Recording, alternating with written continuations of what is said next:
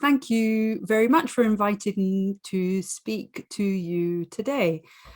I thought I'd start my talk with you just giving you a sense of what it is that I do in my job. So, as was mentioned in the introduction, I'm an occupational psychologist or a work psychologist. And so I spend a lot of my time talking to individuals and teams about what they do and how they do it. I try to understand how work affects people's well-being, how it affects their health, and also how it affects their performance. And I really want to understand what are some of the risks in somebody's workplace. So whether they be physical, whether they be what we might call psychosocial or relationship-based risks, and what support is in place for them. And I'm particularly interested in how key relationships affect our well-being, including relationships within teams or with managers. So really what I've got for you today is a reflection on work well-being in 2021 and beyond. And what I mean by that is really to share with you some of the ways that I have seen work has changed in the last year or so since the beginning of the pandemic, and to think through what might the opportunities be in terms of work well-being, but also what some of the risks might be. So let's start to talk about well-being at work. So I've got a couple of definitions for you here on the slide. So what do we mean by well-being at work? Well, well-being at work is about a series of feelings, of emotions that we experience at work. And it's also about a series of thoughts or judgments. So when we feel well at work, then we have positive feelings about our work and positive feelings whilst we are at work. And we also have positive thoughts, positive judgments about the work that we do. So it's both emotion in a sense and judgment. We know that people feel well at work when they feel that they can achieve their potential, they can flourish. And we also know there's plenty of research to suggest that the way that work is managed and is structured, the job quality, let's call it, has a really strong impact, not just on productivity, but also on people's well-being. So for me, I always start by thinking about what are the core influences on work well-being. And I've simplified them here a little bit for you, but it's essentially three. We talk about our work context. We talk about the influences of our home life, our kind of broader life. And then we talk about what we individually bring to work. So let's talk about our work context. There's a lot of research that suggests that jobs can have a substantially positive impact on our well-being, and we know how jobs need to be structured in order for that to work. We also know, you will be even more familiar than me with all the research on the work setting and how work needs to be set up, how workplaces need to set up to get the best performance. I have colleagues, for example, who are ergonomists who look at workplace design and how that impacts on safety as well as health.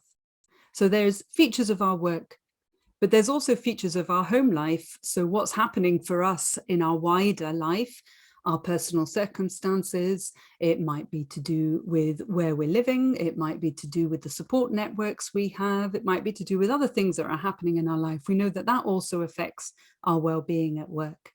And then finally, there are things about us. There are things that we bring into the workplace. So it might be our personality, it might be our ambition, it might be our skills, our coping strategies, and all of these will influence our work-related well-being. There's been a lot of attention to each of these factors individually, and I'll focus on the first one in particular in our time today. And so we know how each of these separately play, but in practice, in my experience as a psychologist, in practice, things are more complex and more dynamics, and all of these three elements will all come together to influence how we are thinking and feeling at work at any given time. And whilst it is useful to think about what is the most significant influence on our well-being at any given time, in practice, often that leads us to explore how, for example, our personality and our ambition is being fulfilled in a particular role, or maybe how something that is happening in our home life is affecting our ability to cope with pressures at work, or vice versa. So three broad categories that influence our work-related well-being, often talked about in isolation, whereas what we know is that these three will always work dynamically and together. So as I said, the thing that I think that I'm going to focus on today is the work context. And I've got 3 sets of slides. So first of all, I'm going to introduce you to a theory of good jobs. And then I'm going to talk through what some of the opportunities and some of the risks of hybrid working or of post-pandemic working might involve. So what you've got on the screen, the 3 C's of good jobs. As I said, lots of research that suggests what are the key ingredients that need to be present for us to do well at work, for us to feel fulfilled, for us to feel engaged, satisfied, and happy with the work that we do. Control, connections, and competence. I've simplified these as the 3 C's. So in a good job, we feel that we can exert a degree of influence over our work demands and the resources that we have available to us. We can have a bit of discretion. We can exercise discretion and autonomy in terms of what we do, how we do it, and when we do it. Control doesn't mean we have exclusive control or complete control over what we do, but that we feel trusted and we trust other people to be able to make decisions relatively independently where that is necessary. And in particular, control also means we feel that our work is not excessively controlled. So our work is not excessively measured, for example. We don't have somebody looking over our shoulder all of the time, which can make work a lot more stressful. For me, control is also about predictability. And so it's about feeling that we have a degree of control over our future. So a sense that we feel secure in what is happening and we know what is likely to happen next. So for example, if we look at organizational change, always seen as a real stressor, it's when we have less control over our future. The second C, really important, is connection. So part of what makes jobs good is the ability to access support from people around us. And accessing good quality support is something that will prevent ill health from becoming more serious. So it can help us to manage work-related stress. So in a good job, we access support from other people. We feel that we can provide support to others, and we feel valued as part of a team. We have positive working relationships with other people, and in particular with the people we have most day-to-day contact with, so our team and also our managers. And then finally, the final C is about competence. So in a good job, we use and develop our skills and our strengths, and we can do varied and stimulating work. But also competence is about more than just feeling competent. It's also about getting satisfaction from our work. So feeling that the skills and the effort that we are investing is meaningful, is important, and leads to something worthwhile. And also that we therefore receive fair recognition for our work. So let's have a look at what I've called the new normal. So what has happened in the last year or so is that where we work has changed, with lots of people working from home, and also how we work has changed, with lots of people working in this way, remotely, online rather than face-to-face.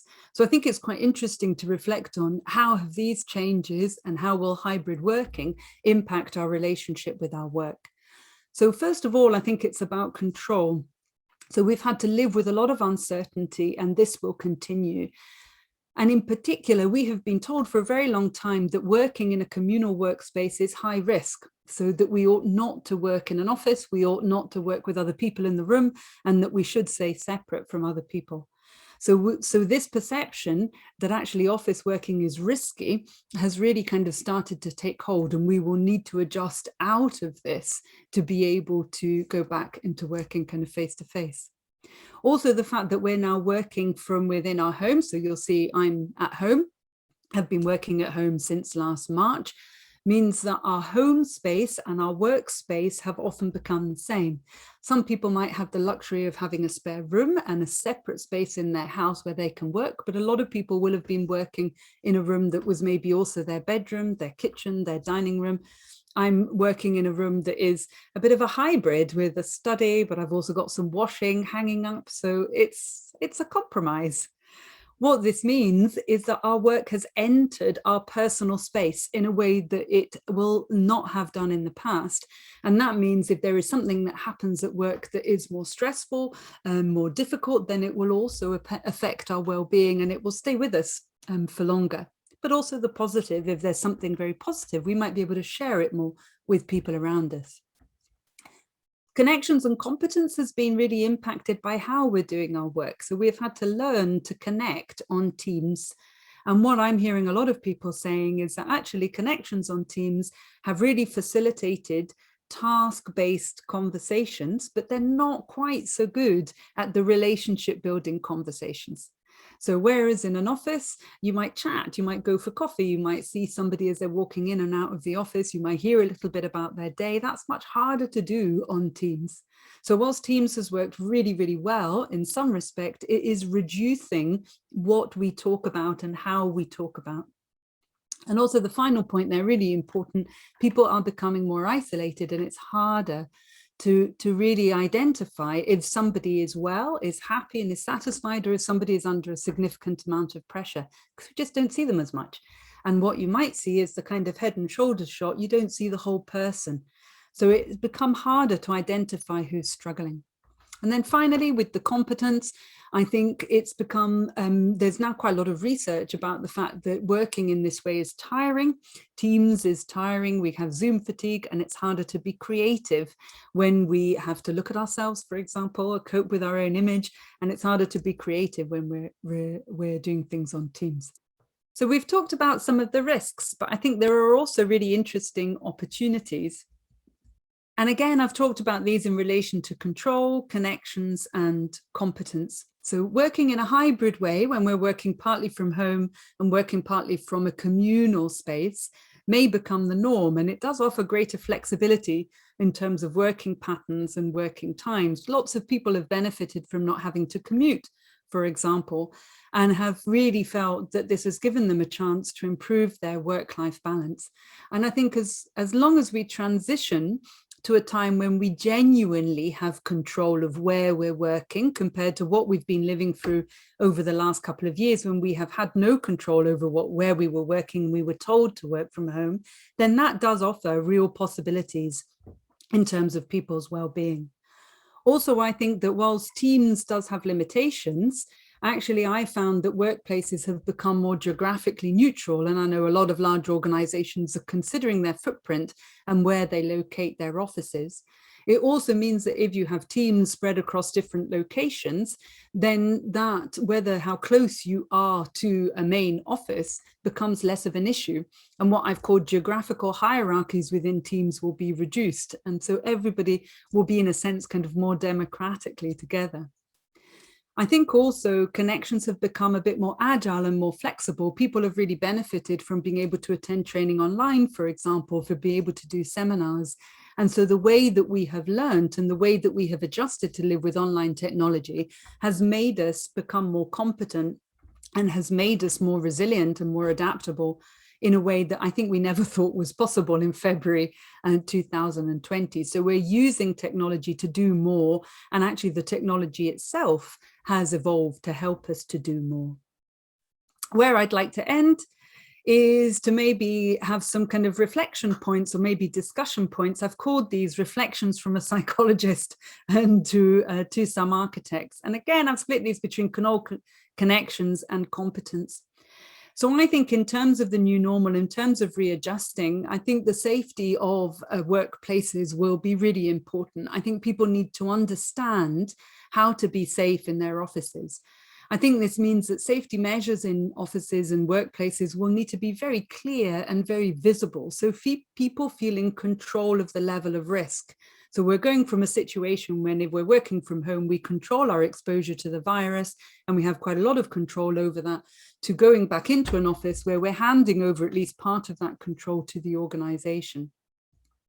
So we'll need to make sure that how safety is being managed is clear and is visible. And that can be anything from making sure there are hand sanitizers everywhere, making sure that one-way systems are very clearly visible, putting up screens, all of the things that we're already starting to see around us. And that will help to a certain extent with some of the anxieties that people might feel about how will I keep myself safe if I'm out of my own working environment and into a collective working environment. I think this also brings about the fact that there has been a bit of a change, and the default might now be seen by people to be working from home.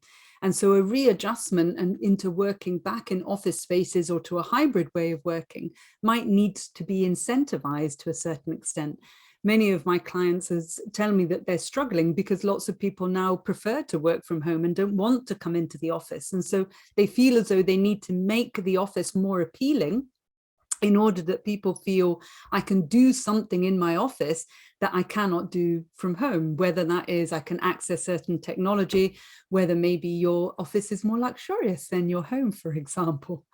So it may well be that our office spaces need to change and become more like a kind of luxury experience in and of themselves, so that we're more incentivized to go back in. I think in terms of the design of the office, the really interesting thing for me will be how will our work activity change, and how will our office design change in relation to that? So it may well be that if hybrid working becomes the norm, we will automatically split between activities that we think we can do from home that maybe require a little bit more solitary reflection or concentration, and activities that we want to do face to face.